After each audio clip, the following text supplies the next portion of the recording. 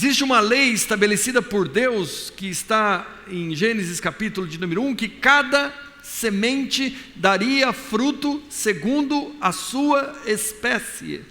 Ou seja, aquilo que a gente semeia, a gente colhe. E o apóstolo Paulo, escrevendo aos Gálatas, na carta de Paulo aos Gálatas, ele reafirma este princípio dizendo: de Deus não se zomba, tudo que o homem semear, isso também ceifará. Então, com base nessas declarações que faço a vocês, eu queria provocar-lhes a uma reflexão nesta noite, a respeito de 2016 que está às portas, que se aproxima, e eu creio que nós nem vamos ver esses próximos dias passar direito e já estaremos num ano novo. E eu gostaria de deixar aqui uma ilustração, uma história bem conhecida de todos vocês, mas que também se aplica de um modo muito claro a estes dias que se aproximam, que é a história do sábio, um homem sábio sentado à porta de uma cidade. E conta a história que havia um homem sentado em um banco na entrada da cidade. E dia após dia esse homem estava ali sentado. E os forasteiros passavam pela entrada daquela cidade e perguntavam para aquele homem: como é esta cidade? E aquele homem devolvia a pergunta com outra pergunta: como é a cidade de onde você vem? E aquele forasteiro respondia: a cidade de onde eu venho é muito ruim. As pessoas são egoístas, frias, maltratam umas às outras, são insensíveis, indelicadas. As pessoas são preocupadas simplesmente com o seu bem-estar. E aquele sábio respondia ao forasteiro: esta cidade é igual. E de repente vinha um outro forasteiro e perguntava àquele sábio: como é esta cidade? E o sábio respondia, devolvendo-lhe outra pergunta: como é a cidade da onde você vem? E aquele forasteiro respondia: a cidade de onde eu venho é muito boa, as pessoas se amam, cuidam umas das outras, são generosas, são amigáveis, são pessoas que repartem o que têm, são pessoas que se preocupam umas com as outras. E aquele sábio respondia dizendo: esta cidade é igual. O que isso tem a ver com o ano que se aproxima? Eu posso perguntar para você: como será 2016? Pode ser igual ou pode ser diferente. Depende de como nós vamos encará-lo, de como nós vamos agir e reagir diante do desafio de um ano novinho em folha que nos é dado, nos é acrescentado pelo Senhor. Se nós agirmos da mesma maneira, ele será absolutamente igual. Se nós agirmos de modo diferente, ele será diferente. Então, parafraseando aquele sábio, eu digo a você: como foi 2015? Assim será 2016, se continuarmos agindo da mesma forma. No entanto, se mudamos a nossa maneira de agir, as nossas semeaduras, o nosso empenho, o nosso trabalho, a nossa dedicação, podemos ter um ano novo, em todos os aspectos. E eu quero complementar esta reflexão com um texto das Escrituras. Eu quero ler com você a carta de Paulo aos Coríntios, no capítulo de número 2, verso de número 1 e seguintes, que fala justamente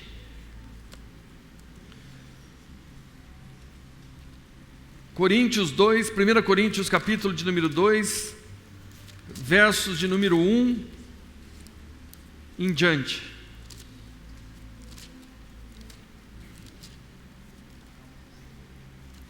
Esse barulho que vocês estão ouvindo é o louvor dos nossos adolescentes e juniores que estão reunidos em uma outra sala, e às vezes o som vaza e vem para cá. Então não estranhe não.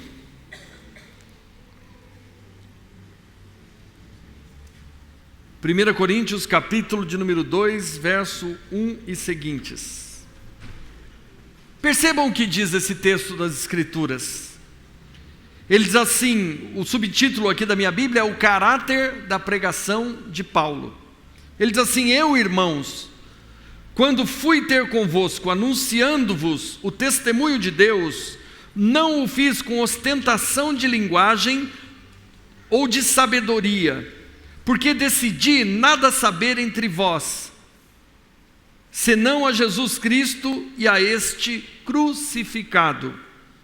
E foi em franqueza, temor e grande tremor que eu estive entre vós, e a minha palavra e a minha pregação não consistiram em linguagem persuasiva de sabedoria, mas em demonstração do Espírito e de poder, para que a vossa fé não se apoiasse em sabedoria humana, e sim no poder de Deus.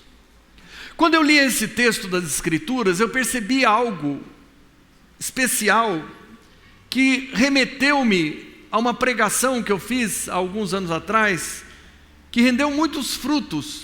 Nós fizemos uma série de pregações falando a respeito do controle ou do equilíbrio emocional. Falava de controlarmos as nossas emoções. Este tema, que embora seja muito bíblico, é também hoje objeto de estudo no mundo corporativo. Por quê? Porque imagine você que as empresas, imagine você que as grandes corporações precisam de pessoas capazes de suportar momentos de crises e vencer essas crises controlando as próprias emoções.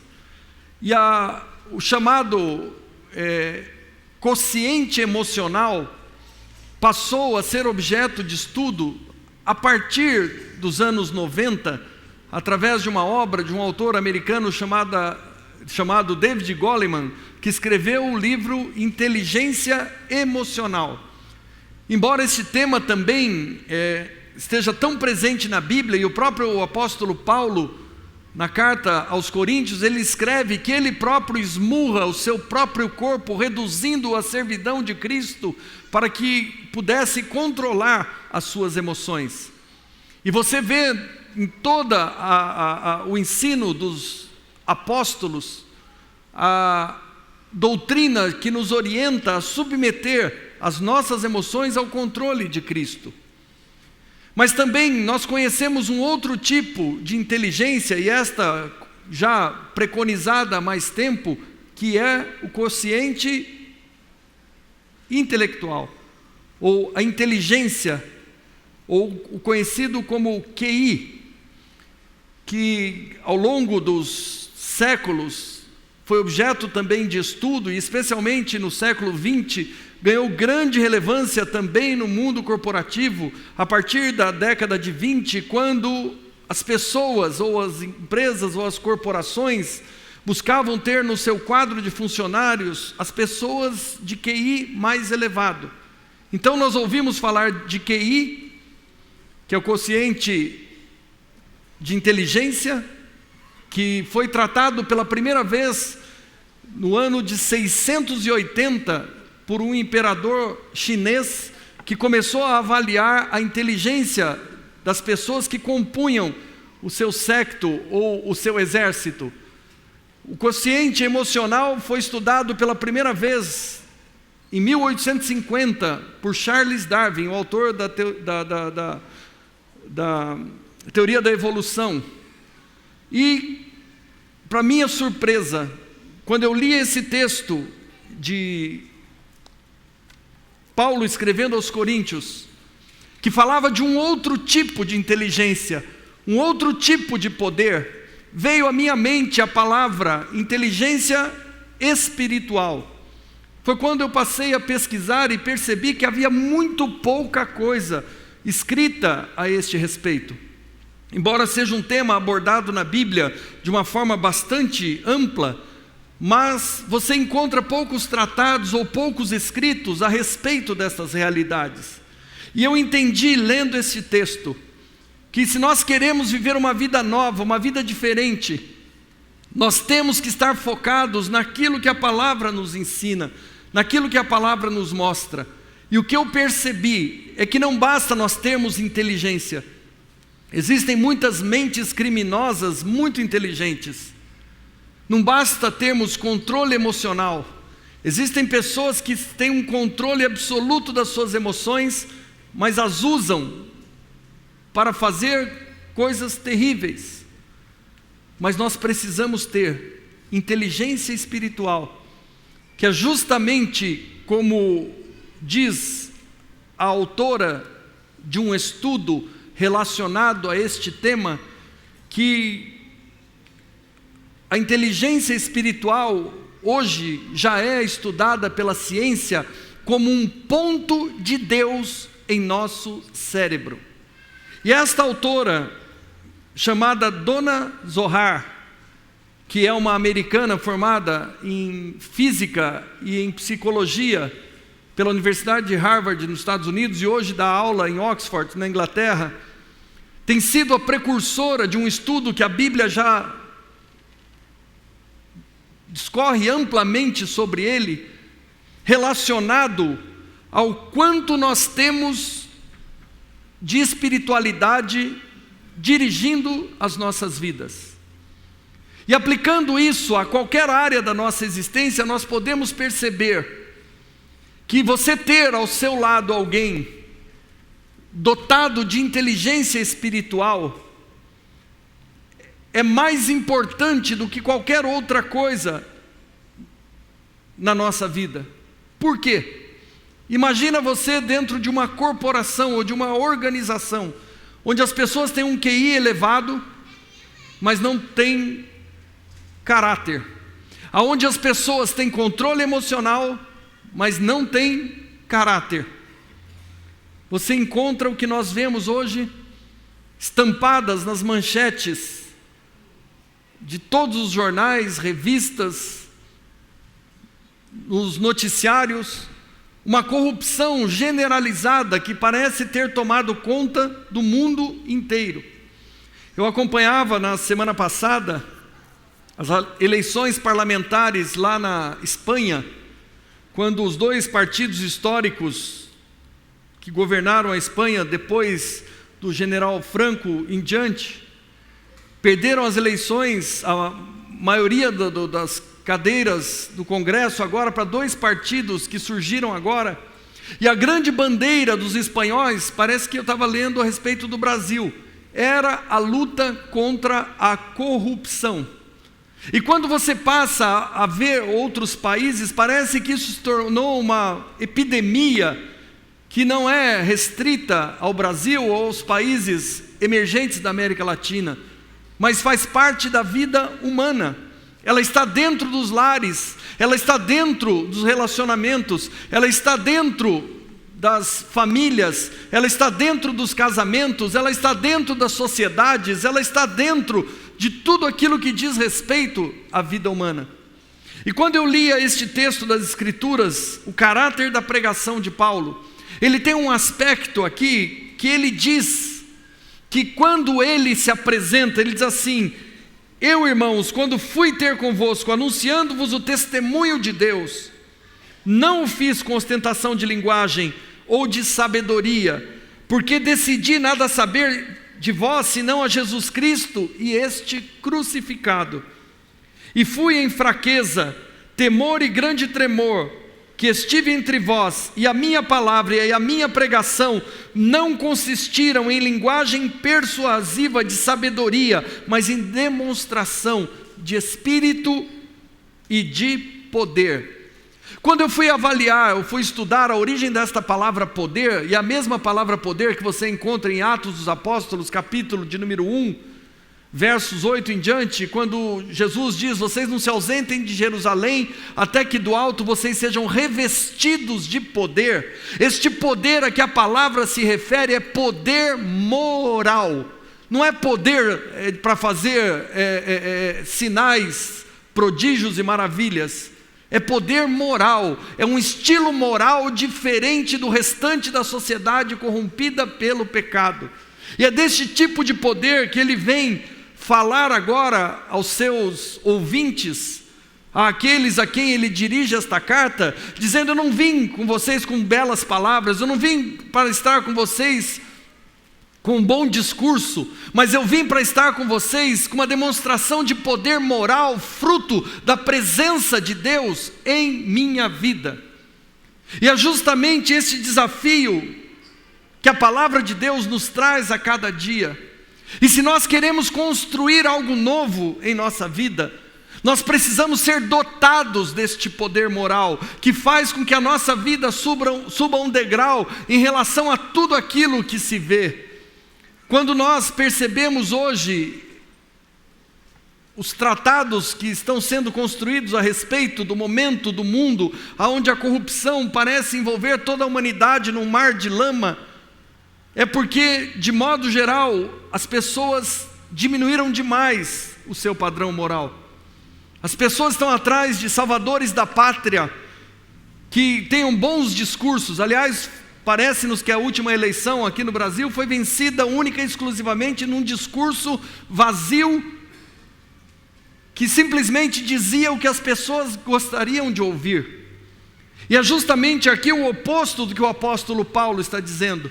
Eu não vim estar com vocês com um discurso, eu vim estar com vocês demonstrando um padrão moral superior àquele que era até então conhecido.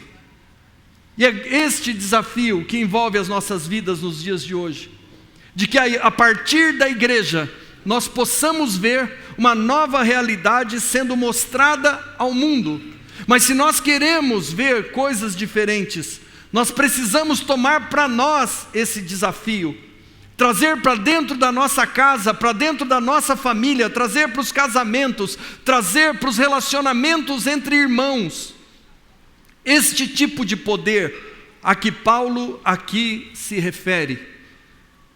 Como eu falava a vocês agora há pouco, quando consagrávamos ao Senhor os nossos dízimos e ofertas, ao longo dos anos tratando com tantas pessoas no gabinete pastoral, nós percebemos que este poder moral muitas vezes está muito distante da vida das pessoas, está muito distante dos relacionamentos conjugais, está muito distante dos relacionamentos entre irmãos, muitas vezes querendo destruir-se mutuamente, odiando-se mutuamente, justamente porque o padrão foi diminuindo, o padrão foi sendo relaxado, o padrão foi sendo rebaixado, até o ponto de encontrar-se pouca diferença entre aqueles que servem e aqueles que não servem a Deus. E eu queria complementar esta ideia que eu quero deixar no coração de vocês, lendo um outro texto das Escrituras. Abram comigo agora o texto de Atos, capítulo de número 8, que conta a história de um homem que, vivendo dentro da igreja, ainda não tinha desenvolvido no seu coração esta inteligência espiritual da qual estamos falando.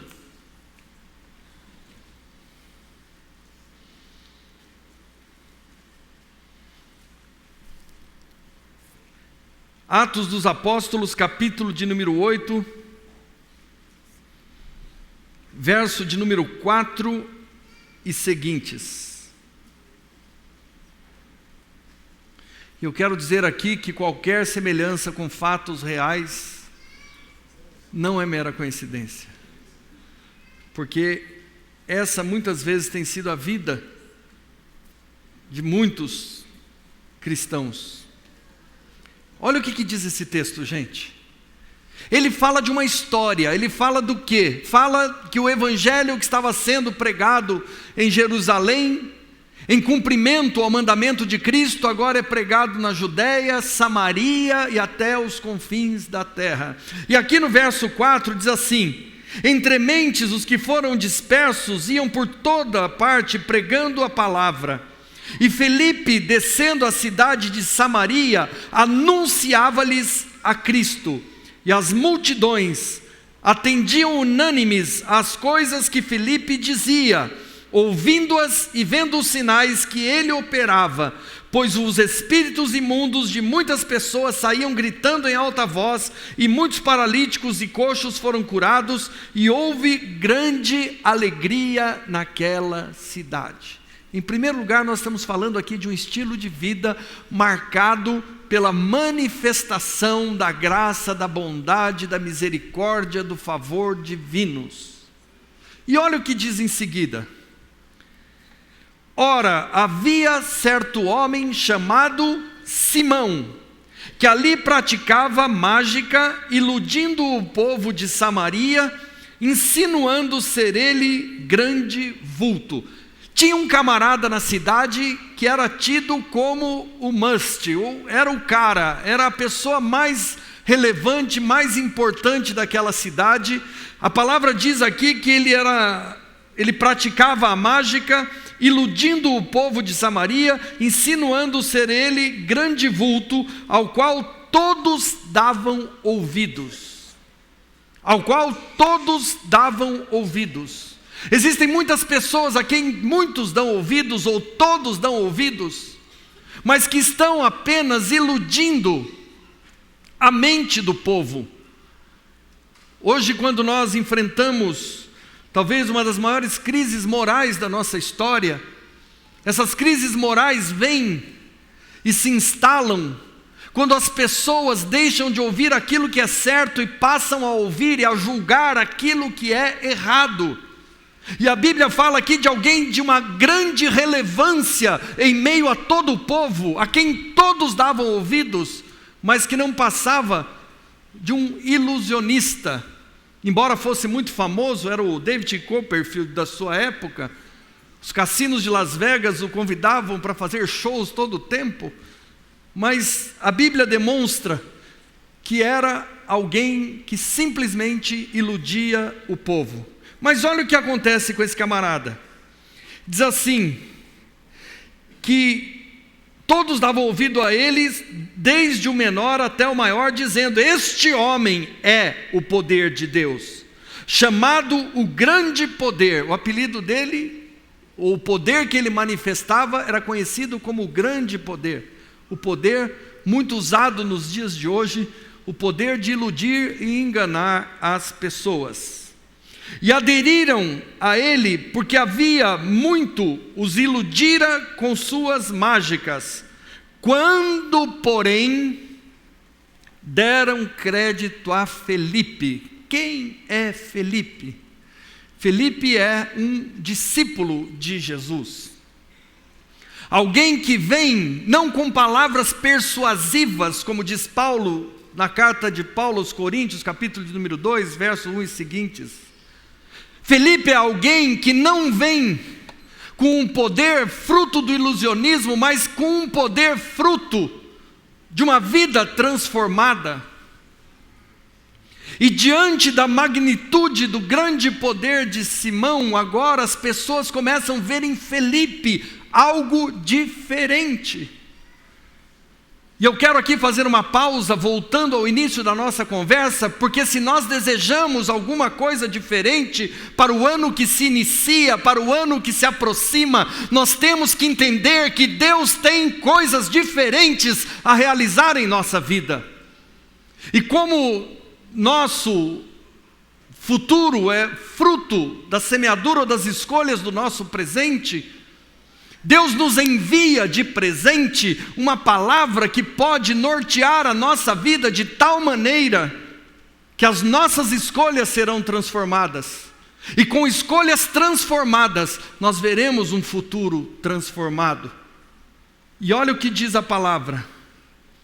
Ele diz que as pessoas começaram a dar crédito a Felipe, que os evangelizava a respeito do reino de Deus e do nome de Jesus Cristo. E iam sendo batizados, assim homens como mulheres. E olha o que aconteceu no verso de número 13. O próprio, o que ele fez? Abraçou a fé. Será que você pode se alegrar porque Simão se converteu? Diz para a pessoa que está ao seu lado, até o Simão se converteu. Olha que coisa boa, gente. Que coisa maravilhosa, até o Simão se converteu. Imagina a picaretagem que era esse tal de Simão. A Bíblia diz que ele iludia a todos, a Bíblia diz que ele era um ilusionista, a Bíblia diz que ele era um camarada, devia ser muito bom de bico, mas agora diante da palavra de Deus, até ele se converte. Isso não é maravilhoso? Ver os pecadores se convertendo, ver gente que vai chegando se convertendo, ver gente que sendo exposta à palavra de Deus vai se convertendo. Mas olha o que acontece em seguida. E tendo sido batizado, Simão se converteu e foi batizado. Você pode dizer isso para a pessoa, dá essa outra boa notícia. Ele não só se converteu, viu, jovem, mas ele foi batizado também, cara. Que coisa maravilhosa. A gente tem coisa que está na Bíblia, a gente lê e parece que não enxerga, e de repente Deus abre os nossos olhos. E eu nunca tinha atentado pelo fato que Simão tinha se convertido e tinha sido batizado. E olha o que diz mais ainda. E tendo sido batizado, acompanhava a Felipe de perto, observando extasiados sinais e grandes milagres por ele praticados. Ele se tornou um discípulo de Felipe. Felipe estava andando e Simão estava na cola, virou a sombra do pastor. Sabe aquele camarada que se converte e aí não larga mais do pastor? Fala, demorei para te encontrar, agora não te deixo mais. E o pastor está andando e o camarada está atrás. Esse era Simão, o cabrabão. Olha o que acontece em seguida, verso 14. Ouvindo os apóstolos que estavam em Jerusalém, que Samaria recebera a palavra de Deus, enviaram-lhe reforços. E foram enviados Pedro e João, os quais, descendo para lá, oravam por eles, para que recebessem o Espírito Santo. E é justamente o fato de receberem o Espírito Santo, ou de recebermos o Espírito Santo, que faz de nós pessoas diferentes, pessoas que têm poder, pessoas que manifestam esta característica única dos filhos de Deus, que é poder moral. O camarada que mentia já não mente mais. O camarada que roubava já não rouba mais. O camarada que enganava já não engana mais. O camarada que traía a esposa que traía o marido já não faz mais isso. Por quê? Porque receberam um poder moral. E eu creio que esta é a grande resposta para os dias de hoje. E eu creio que este mover deve começar na nossa vida, na vida da igreja, que se a igreja em certo momento flexibilizou os valores morais, nós temos que retomá-los. Se os casais, se os casamentos flexibilizaram os valores morais, tem que ser retomados. Se a educação dos filhos, e é uma coisa que a gente acompanha muito de perto, flexibilizaram os valores morais, tem que ser retomados. Porque tem tempo que parece que todo mundo relaxou, vale tudo, pode agir de qualquer maneira, pode viver de qualquer maneira e está tudo certo. Mas à medida que o Espírito Santo vem sobre a vida da igreja, os valores morais começam a ser novamente elevados. Quando nós ouvimos falar de poder, e você pode pesquisar, a origem desta palavra é poder moral. E as imoralidades, que hoje é até difícil dizer o que é imoral, né? Parece que tudo é tão aceito, tudo é tão normal, tem coisa que até virou lei. Tem amparo legal hoje, determinadas coisas que eram absolutamente imorais e continuam sendo imorais segundo a palavra de Deus, viraram lei. Fazem parte hoje da legislação da maior parte dos países. E a palavra diz que Pedro e João foram enviados, e eles desceram a Samaria, e oravam pelas pessoas para que recebessem o Espírito Santo, porquanto não havia ainda descido sobre nenhum deles, mas somente haviam sido batizados em nome do Senhor Jesus. Uma realidade não muito diferente da igreja dos dias de hoje, aonde as pessoas aceitam a Cristo como seu Salvador, são batizadas nas águas e acham que podem viver sem o Espírito Santo. Eu quero dizer a você, cristianismo sem o Espírito Santo não existe. Se você estudar o livro de Atos dos Apóstolos, você vai perceber que os discípulos de Jesus só começam a dar bom testemunho depois que o Espírito de Deus desce sobre eles. Até então, aqueles que andaram com Jesus durante 3 anos e meio, jurando-lhe amor eterno, fidelidade até a morte, o abandonaram no primeiro sinal de dificuldade, sumiram. Nenhum dos seus discípulos ficou. E o que ficou ainda espreitando de longe, que era o apóstolo Pedro, antes do galo cantar, já havia negado Jesus 3 vezes. Por isso eu posso lhes afirmar que não importa quanto tempo podemos frequentar a igreja, não importa qual é a importância dos cargos que assumimos dentro do ministério cristão, não importa a quantos cultos você venha no mês, se o Espírito Santo não fizer parte da nossa vida, nós com certeza teremos a mesma reação que tiveram os discípulos de Jesus antes de receberem o Espírito Santo. A Bíblia diz que logo depois de Jesus ser crucificado, eles estavam escondidos dentro de uma casa com medo dos judeus, com medo das autoridades eclesiásticas de Jerusalém. E ficaram ali escondidos. O próprio Jesus teve que atravessar a porta para conseguir entrar na casa depois que já havia ressuscitado. E esta tem sido a realidade da igreja. Esta tem sido a realidade de muitos de nós que fomos convencidos pela palavra. Fomos batizados nas águas, mas jamais conhecemos o Espírito Santo. E a Bíblia diz que Pedro e João desceram agora a Samaria, porque aquelas pessoas só tinham entregue a sua vida a Jesus e sido batizados nas águas, mas ainda não tinham recebido o dom do Espírito Santo. E olha o que acontece depois. Verso de número 16: porquanto não havia ainda descido sobre nenhum deles, mas somente tinham sido batizados em nome de Jesus. Então lhes impunham as mãos e recebiam estes o Espírito Santo. Pela imposição das mãos dos apóstolos, aqueles que creram em Jesus, aqueles que se entregaram ao batismo nas águas, eles recebiam a imposição das mãos e agora eram cheios do Espírito Santo. Verso de número 18: vendo porém quem? Olha o Simão aqui de novo.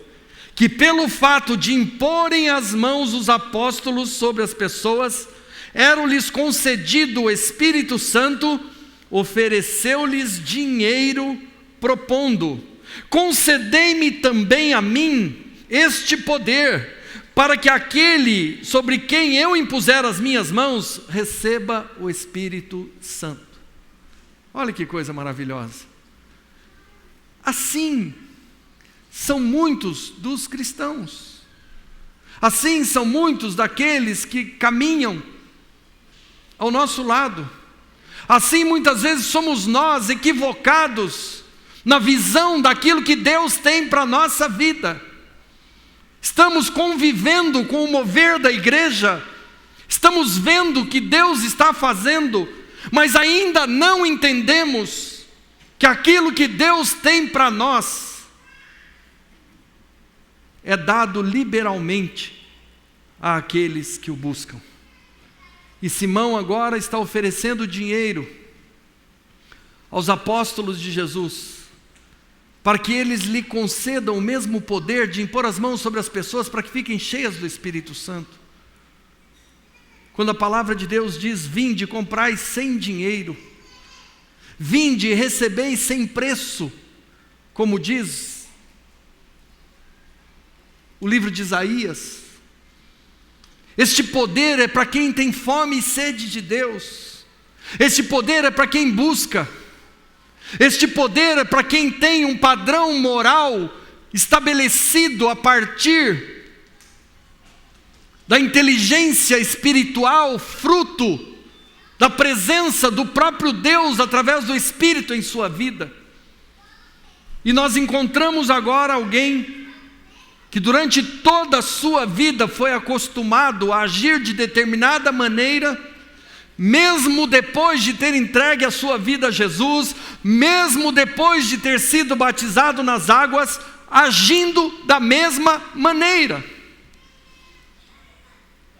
Eu volto a repetir-lhes: qualquer semelhança com fatos reais não é mera coincidência, porque esta é a vida humana.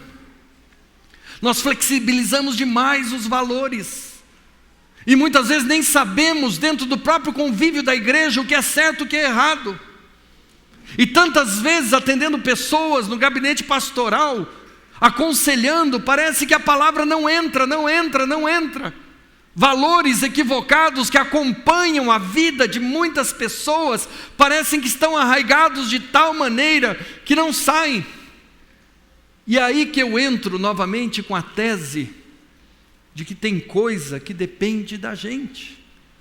Tem coisas que Deus vai fazer na minha e na sua vida se nós permitirmos. E o ano que se aproxima vai ser diferente, vai ser melhor, se nós entendermos que Deus deseja transformar a nossa vida. E esta transformação é fruto de uma conclusão que você vai ver Simão chegando mais à frente. Até então parece que estava tudo bem, a gente estava conseguindo levar bem a vida cristã, estava conseguindo até ser promovido na vida, e de repente parece que, como dizem por aí, caiu a casa de Simão. Simão que se converteu, Simão que foi batizado nas águas, Simão que agora era companheiro de viagem do pastor, que vivia do lado dele, me dá um fora desse, me faz uma proposta para os bispos que estavam visitando ali a igreja que Filipe pastoreava. Imagina, Pedro e João, os caras eram cabeças da igreja. Um deles tinha pregado e mais de 3.000 pessoas tinham se convertido na sua primeira pregação.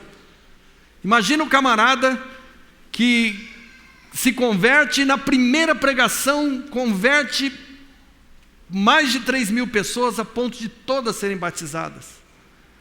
O cara era o cabeça da igreja. E ele vai visitar a congregação lá em Samaria, e Simão me dá uma bola fora desse. Oferece dinheiro para o camarada para ver se ele reparte com ele os dons. Só lembrando que a palavra dom, ela significa dom. É algo dado graciosamente, é algo que Deus já determinou em seu coração dar a todos nós, é algo que Deus já deliberou repartir com toda a igreja. E o camarada vivia na confusão mental de que se ele proporcionasse algum benefício ali para a sua liderança, ele pudesse ser de alguma forma agraciado com algo que já tinha lhe sido dado. Aliás, eu só gostaria de lembrar-lhes que está escrito na palavra de Deus, que Deus e o Pai do nosso Senhor Jesus Cristo já nos abençoou com toda sorte de bênçãos espirituais nas regiões celestiais em Cristo Jesus. Não há nada que eu e você possamos pedir para Deus para o ano que vem, que Deus já falou, já não tenha dito que já nos deu. Tudo que você e eu possamos pedir a Ele, a Bíblia diz que Ele já nos deu. Tem um outro texto das Escrituras que diz assim: tendo Ele nos dado o seu Filho, seu único Filho, não nos dará também com Ele graciosamente todas as demais coisas? Ele já nos deu tudo, Ele já fez tudo por nós. Agora eu quero que vocês olhem para mim aqui por um instante.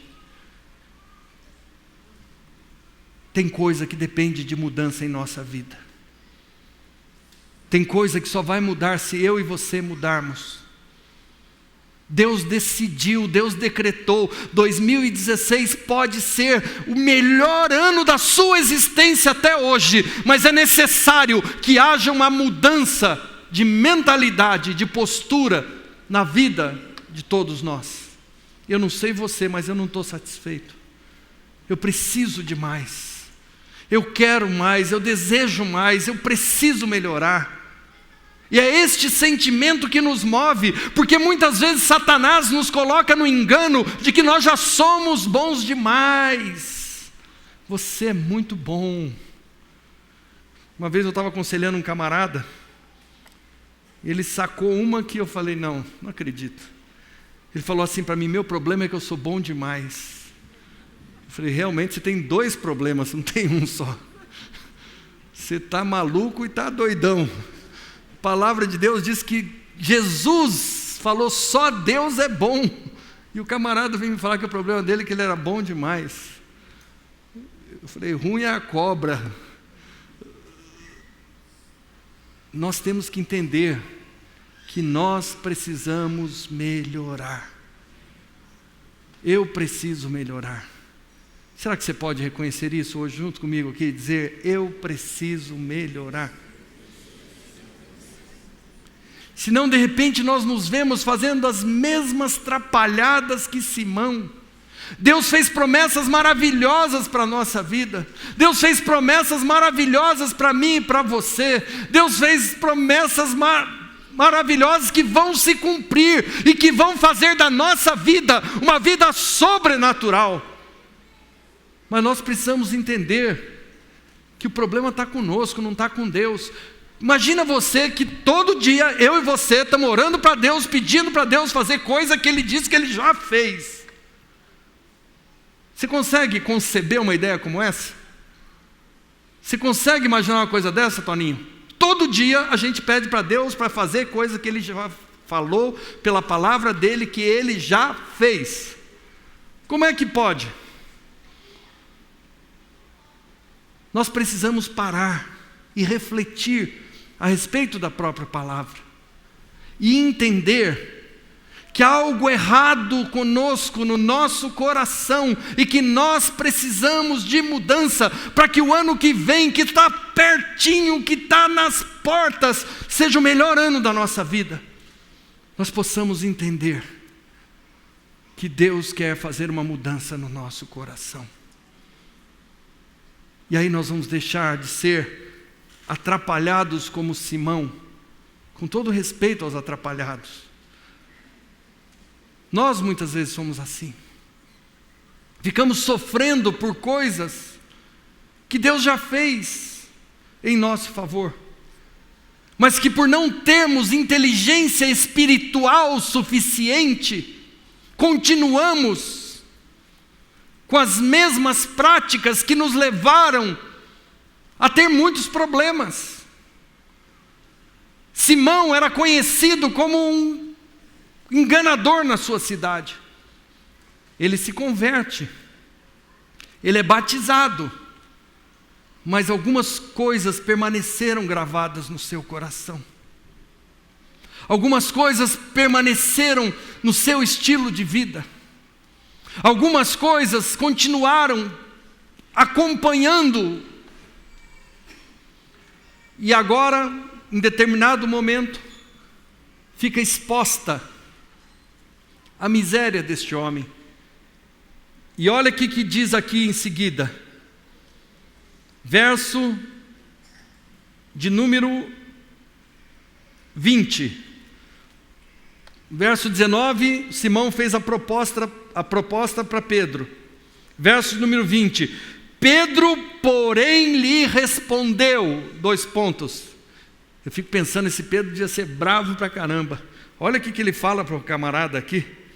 O teu dinheiro seja contigo para a sua perdição, pois julgaste adquirir por meio dele o dom de Deus. Não tens parte neste ministério, nem não tens parte nem sorte nesse ministério, porque o teu coração não é reto diante de Deus. Arrepende-te, pois, da tua maldade e roga ao Senhor, talvez te seja perdoado o intento do coração. Imagina você ter um pastor desse. Você pisa na bola, o camarada fala, você não tem parte, não tem sorte nesse ministério. Agora você vai para os quintos dos infernos. E você ora muito, e jejua muito, e talvez Deus vai te perdoar. Esse talvez é o lado humano de Pedro ainda que estava sendo tratado. Porque a palavra de Deus diz que Deus perdoa todos os nossos pecados. Ele perdoa todas as nossas iniquidades. Ele perdoa todas as nossas tolices. Ele perdoa todas as nossas criancices quando nós nos arrependemos. Por isso, talvez o melhor convite que eu posso fazer a qualquer um que está aqui nesta noite é convite para se arrepender dos seus maus caminhos. Porque às vezes as pessoas não entendem que estão reiteradamente fazendo as mesmas coisas e esperando coisas diferentes. Os vícios que nós carregamos, que vêm destruindo a nossa vida, vêm destruindo os relacionamentos. Situações que consistem em uma semeadura tão maligna. Eu já confrontei pessoas que eram mentirosas e falei para o camarada, amigão, você é um mentiroso, contumaz. E o cara não acreditava que era mentiroso. Por quê? Porque às vezes são criados sofismas na nossa mente, práticas que nós nem percebemos que nós fazemos. E agora olha o que acontece. Pedro diz assim, você não tem parte nem sorte nesse ministério, porque o teu coração não é reto diante de Deus. Arrepende-te, ora a Deus, e talvez Ele ouça e te perdoe. Mas olha o que responde no verso 23. Pois vejo que estás em fel de amargura e laço de iniquidade. Quando nós, muitas vezes, caímos neste estado moral, quase que instantaneamente se instaura no nosso coração o que nós vemos aqui apontado sobre a vida de Simão. Pois vejo que estás em fel de amargura. Nós nos tornamos pessoas amarguradas. E quem é o amargurado? O amargurado é o que reclama da vida. O amargurado é o que reclama das pessoas. O amargurado é o que reclama de tudo. Este é o amargurado. E muitas vezes nós não percebemos quando estamos amargurados. Se você falar que o amargurado é amargurado, ele vai ficar amargurado com você e não vai acreditar que ele é amargurado. Você entendeu ou não? Sacou o que eu disse? Por quê? Porque a gente acha que está tudo dando errado para nós. Eu não mereço isso. Eu não mereço passar por essa situação. Agora, quando a gente passa por luta, mas está com o coração em paz, a gente tem certeza que o final vai ser bom. O final vai ser bom. Mas quando nós estamos amargurados, como ele diz aqui, olha, ele diz, pois vejo que estás em fel de amargura e laço de iniquidade. O que é laço de iniquidade? Nós estamos presos a uma situação. Nós estamos presos a um sistema, a um estilo de vida, a um padrão moral que precisa ser modificado. E eu quero junto com vocês, em nome de Jesus, romper com tudo aquilo que precisa ser rompido neste ano de 2015, porque eu quero crer junto com vocês que 2016 será o melhor ano da nossa vida. Mas nós precisamos nos convencer disso.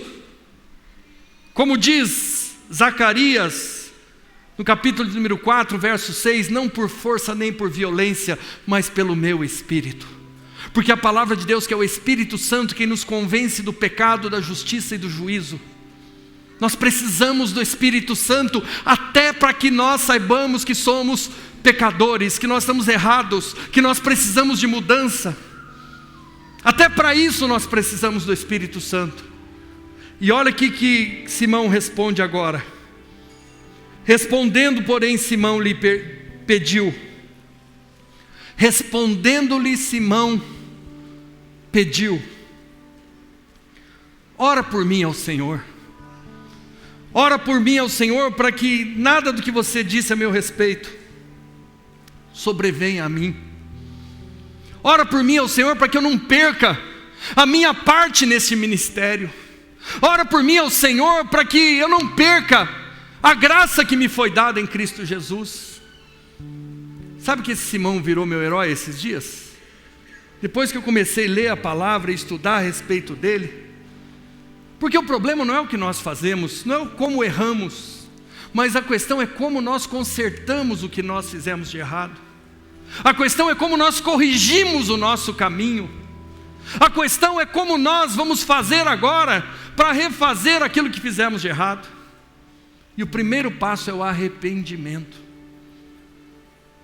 Para termos inteligência espiritual, tudo começa no arrependimento. Sabe qual foi a primeira mensagem que Pedro pregou? E que converteu milhares de pessoas que foram batizadas? Foi: arrependei-vos, pois, e convertei-vos, para que sejam apagados os vossos pecados, e venha sobre vós os tempos do refrigério pela presença do Senhor. E sabe, não podemos esquecer aqui que Simão era crente. Simão se converteu. Simão foi batizado nas águas. Simão era amigo do pastor, andava junto com ele. Mas Simão precisava ser liberto da velha maneira de viver, que parece que ainda estava arraigada no seu coração. E eu tomei para mim esta palavra, para compartilhar com vocês, mas eu tomei também para a minha vida. Eu quero em todo tempo, buscar aquele que é grande, aquele que é o maior, aquele que é o todo-poderoso, e que Ele disse que Ele estava pronto para viver em cada um de nós através do seu Espírito, que Ele já nos foi dado. À medida que cremos em Jesus, recebemos a promessa do Espírito Santo. E aí a palavra de Deus termina dizendo: eles, porém, havendo testificado e falado a palavra do Senhor, voltavam para Jerusalém e evangelizavam muitas aldeias dos samaritanos. À medida que nós somos cheios da presença de Deus, o nosso estilo de vida impacta a vida de outras pessoas. A palavra diz que eles evangelizavam a muitos, e iam demonstrando o poder deste Deus maravilhoso que estava sobre a vida deles, por causa do padrão moral que eles tinham, por causa da vida de retidão que eles tinham, por causa do Espírito que estava sobre eles. E eu quero, junto com você, neste ano que o Senhor nos acrescenta, tomar uma decisão, a decisão de viver de um modo ainda mais impactante. Muitas vezes as pessoas acham que viver com Cristo é coisa chata, vou ter que deixar de fazer o que eu gosto de fazer. A coisa mais maravilhosa que um ser humano pode experimentar é viver cheio do Espírito Santo. Nada que eu ou você possamos fazer neste mundo pode preencher tanto a nossa vida do que uma vida vivida na presença deste Espírito maravilhoso. E aí automaticamente o padrão das nossas vidas é elevado. Imediatamente nós nos tornamos pessoas influentes. Imediatamente nós tornamos-nos pessoas atraentes. Deus promove cada um de nós. Eu lembrava hoje de manhã, eu tenho um vizinho que mora do lado da minha casa, de muro, vizinho de muro. Ele é empresário de dupla sertaneja. E eu me lembro que alguns anos atrás, cada vez que a gente encontrava esse vizinho, que é um camarada muito querido, ele dava um CD dessa dupla sertaneja pra gente. Em casa tinha uma época que tinha uma coleção lá, daí jogamos tudo no lixo. Essa dupla sertaneja que ele distribuía os CDs dele se tornou uma das duplas sertanejas mais famosas no Brasil. Esses dias eu estava vendo até no Fantástico, eles tinham se tornado, na revista Veja, da semana passada, saiu que eles se tornaram o número 1 em acessos na internet. E quando eu soube disso, lendo ali na revista, eu fiquei imaginando, se o homem é capaz de fazer essas coisas com outro homem, promover, engrandecer o nome, tornar famoso, o que Deus não é capaz de fazer com a nossa vida se nós nos entregarmos a Ele? O que Deus não é capaz de fazer com a sua vida, com a sua família, com a sua casa, com o seu casamento, com seus filhos, se todos nós nos entregarmos a Ele? O que Deus pode fazer? E era exatamente isso que Deus fez na vida desses discípulos de Jesus. Eles chegaram na cidade e o cara mais famoso da cidade se rendeu a eles. E quem era Felipe? E quem era Pedro? E quem era João? Homens simples, pescadores, que viviam nas aldeias ao lado do mar da Galileia, iletrados, sem estudo, mas porque foram cheios do poder do Espírito Santo, cheios de inteligência espiritual, tornaram-se pessoas muito atraentes e atrativas, e Deus os engrandeceu o nome, como Ele quer fazer com a sua vida, com a sua casa. E eu quero encerrar a mensagem desta noite orando por você, para que a graça do Senhor venha de um modo sobrenatural sobre a sua vida, quebrando toda a cadeia de iniquidade que porventura possa haver ainda em nosso meio, elevando o padrão moral na nossa casa, da nossa família, dos nossos filhos, e nos livrando de toda amargura, porque às vezes somos amargurados sem saber, porque vivemos tristes, e quando olhamos para as outras pessoas crescendo, prosperando, se multiplicando, ficamos tristes, vivemos em inimizades, porque estamos amargurados. Sabia que gente amargurada vive brigando com todo mundo?